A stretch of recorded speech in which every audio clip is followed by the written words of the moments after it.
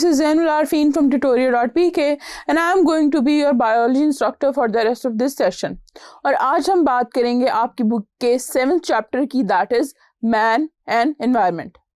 अब इंसान एक सोशल एनिमल है, वो अकेला आइसोलेटेड नहीं रह सकता। अब हम ये इमेजिन भी कर लें कि वो अकेला आइसोलेटेड रह रहा है तो स्टिल उसके एनवायरनमेंट में बहुत सी और चीज़ें मौजूद होंगी, कुछ और ऑर्गेनिजम्स मौजूद होंगे, प्लांट्स मौजूद होंगे, कुछ माइक्रो ऑर्गेनिजम्स होंगे, उसके अलावा कुछ नॉन लिविंग थिंग्स भी होंगी जैसे कि पानी, मिट्टी, हवा। ये सारी चीज़ें उसके एनवायरनमेंट में एग्जिस्ट कर रही होंगी और इंसान चाहते या ना चाहते हुए अपने एनवायरनमेंट से इंटरैक्ट करता है और उन्हीं इंटरैक्शन को आज के हम इस चैप्टर में स्टडी करेंगे।